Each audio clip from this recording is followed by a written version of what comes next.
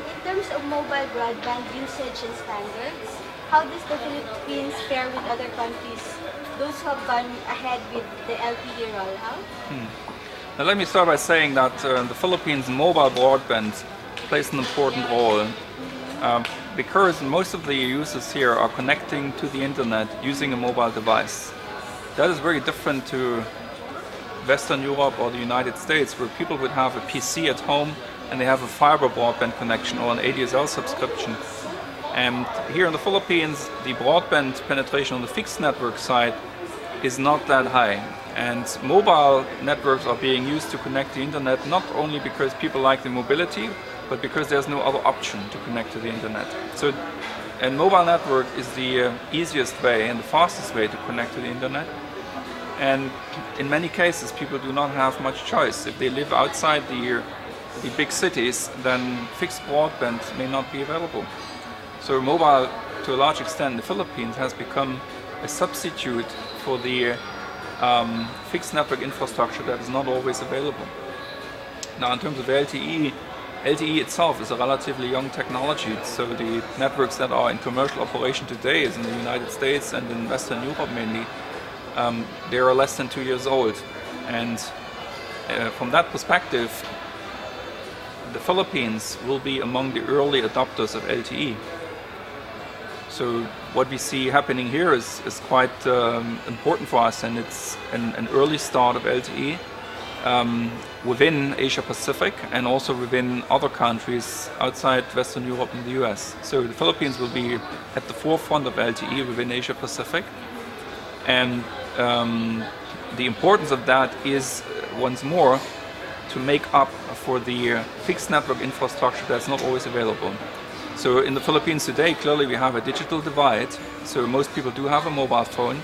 I think we will reach soon, very soon, 100% penetration of mobile users. We will have as many mobile phone users as the population of the Philippines, but that is still a long way for broadband to achieve. The broadband penetration is today much lower, and LTE will help to bridge that gap between very high mobile phone penetration today and very low broadband penetration. LTE makes up for that gap.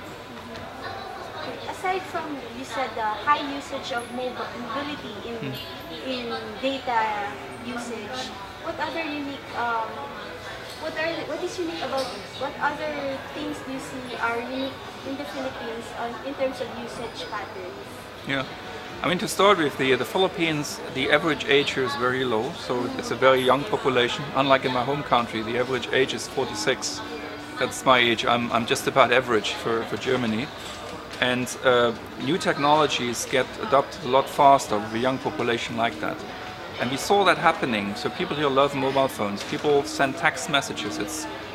There's no other place in the world that has such an intense use of short message service. And that is in part because the population here is so young. They're at ease. So if you think of our parents, they find it hard to send text messages, and that will continue with sending photos over the internet.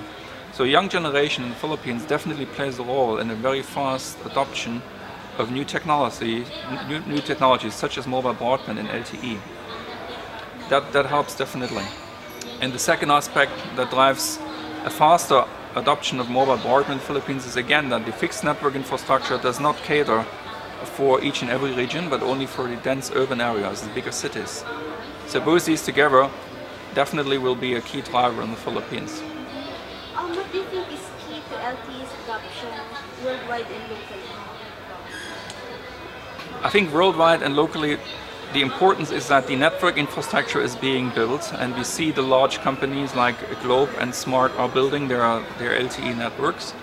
But in order for LTE to be successful, it takes more than the networks. It takes the whole ecosystem around that.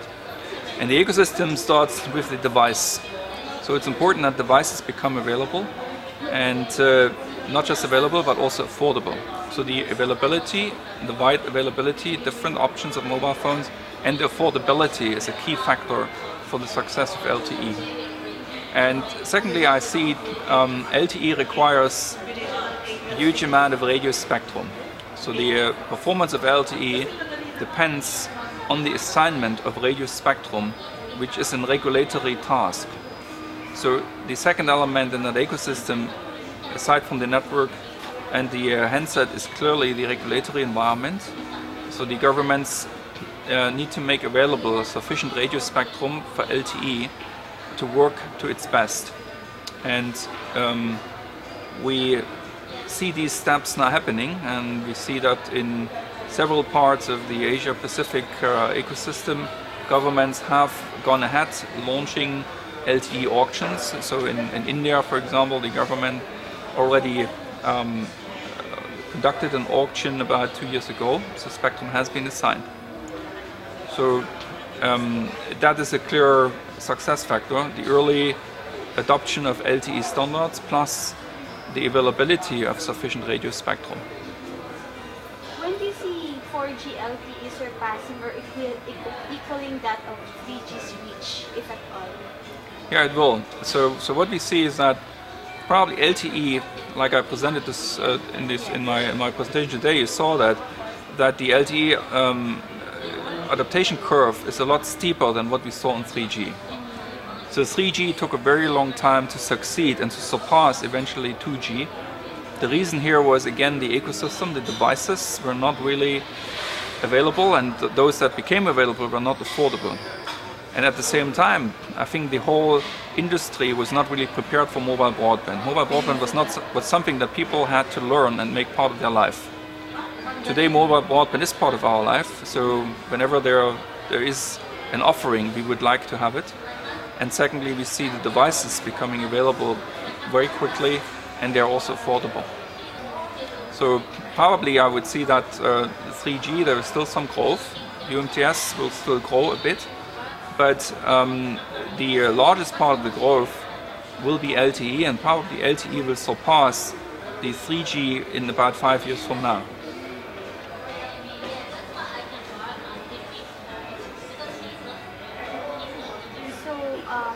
Last question.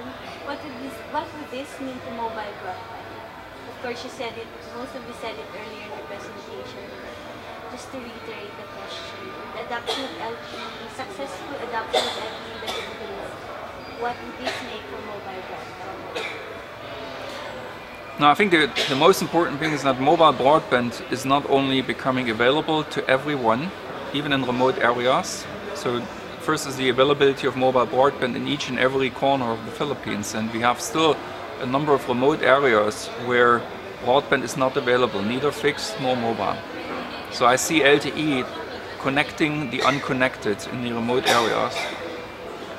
And secondly, I see LTE providing that broadband service also in a way that is affordable for most people.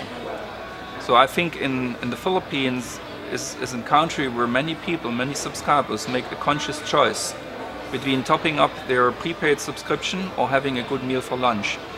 And in such environment, it is absolutely important that the service is not only technically available, but also affordable.